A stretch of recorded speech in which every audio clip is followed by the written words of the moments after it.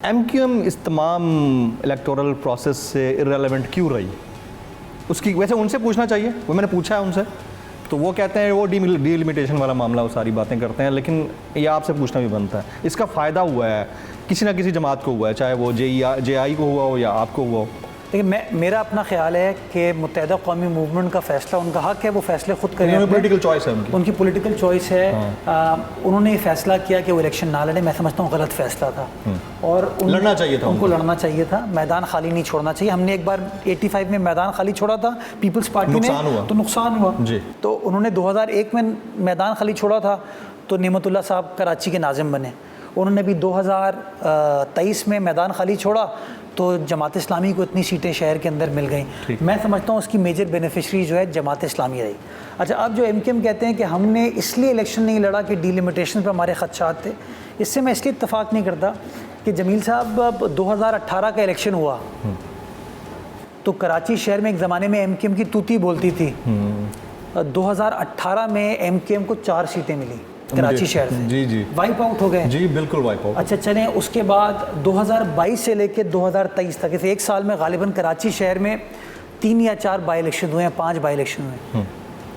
ان کی پرفارمنس آپ کے سامنے، وہ سیٹ جو کہ فاروق ستار صاحب کے گھر کی سیٹ ہے، وہ سیٹ جہاں سے عامر لیاقت حسین صاحب ایم کیو ایم کے ساتھ بھی تھے اور بعد میں پھر پی ٹی آئی کے ٹکٹ پر منتخب ہوئے، اس کا جب بائی الیکشن ہوا یہ لائنز ایریا کا ایریا ہے، بالکل گڑھ تھا، ایک زمانے وسیم اختر صاحب وہاں کے یو سی چیئرمین تھے، پی آئی بی کالونی اس کے اندر آتا ہے، اس کانسٹیٹوئنسی پہ غالباً ان کو 10-12 ہزار ووٹ پڑے اور محمود مولوی صاحب کو شاید 45,000 ووٹ پڑے، اور انہوں نے ہمیں ریکویسٹ کی تھی کہ آپ اپنے بندے کو کینڈیڈیٹ کو وڈرا کر لیں، ہم نے ان کی ریکویسٹ پہ اپنے بندے کو وڈرا کر دیا، اس کے باوجود ان کا حال نہیں تھا۔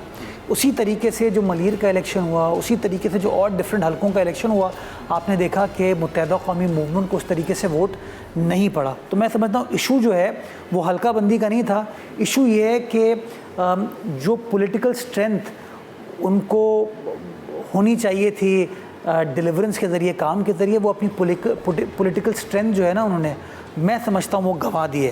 ان کو محنت کرنی چاہیے، ان کو اس کا نقصان ہوگا انہیں نیکسٹ الیکشنز میں اگر ہوتے ہیں، اگر وہ چیزیں اپنی سارٹ آؤٹ نہیں کرتے، اگر وہ اپنی پرفارمنس کو بہتر نہیں بناتے تو بالکل اس کا نقصان ہو سکتا ہے، لیکن یہ میں I am no one to comment on that, میں کسی کے اوپر کوئی تنقید نہیں کرنا چاہتا۔ میں سمجھتا ہوں آج بھی کنسٹرکٹیو پالیٹکس کریں، جو شہریوں کے مسائل ہیں ان مسائل کو حل کرنے کی کوشش کریں۔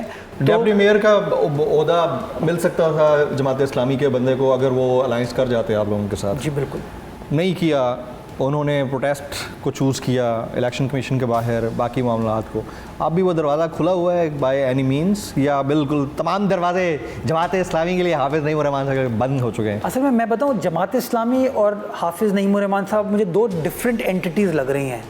جماعت اسلامی کا ڈفرینٹ مائنڈ سیٹ لگتا ہے اور نعیم الرحمان صاحب کا اپنا مائنڈ سیٹ لگتا ہے۔ نعیم الرحمان صاحب میں سمجھتا ہوں فکسیٹڈ ہے کہ اگر میئر کوئی ہوگا نا وہ تو میں ہی ہوں گا، تو میں سمجھتا ہوں انہوں نے شاید جماعت اسلامی کی قیادت کو مجبور کیا کہ وہ ڈپٹی میئر کے آپشن کی طرف دیکھیں نا، جس کی وجہ سے میں سمجھتا ہوں یہ تعطل کا شکار ہو گیا۔ میں تو آج بھی آپ کے توسط سے کہتا ہوں ہم ہر سیاسی جماعت کے ساتھ بیٹھنا چاہتے ہیں۔ میں نے بتایا نا کراچی میں 25 ٹاؤن ہیں، 13 ٹاؤن ہمارے پاس ہیں پیپلز پارٹی کے، 3 ٹاؤن پی ٹی آئی کے پاس ہیں، 9 ٹاؤن جو ہیں وہ جماعت اسلامی کے پاس ہیں، ہم سب مل کر کام کریں، آپ کے مطابق رائٹ ٹائم پہ رانگ الائے چوز کیا انہوں نے، آپ یہ کہنا چاہتے ہیں؟ probably they sat on the wrong bus.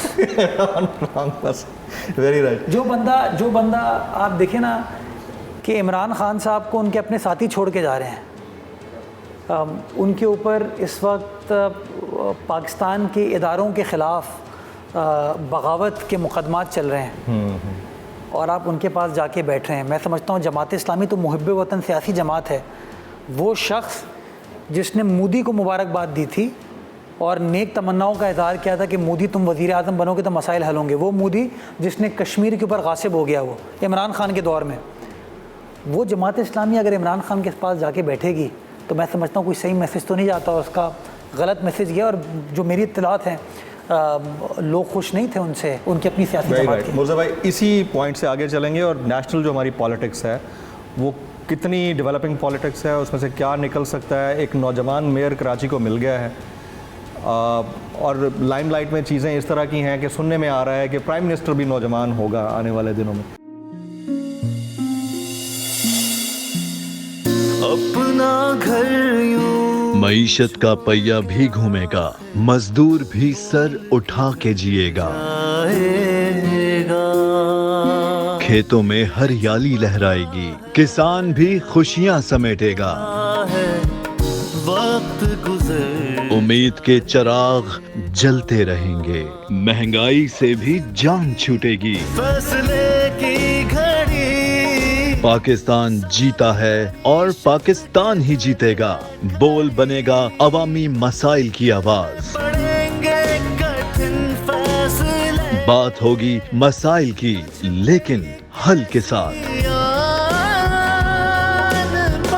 देखिए खुसूसी नशरियात मिशन मईशत, बुध के रोज 1 बजे सिर्फ बोल न्यूज पर।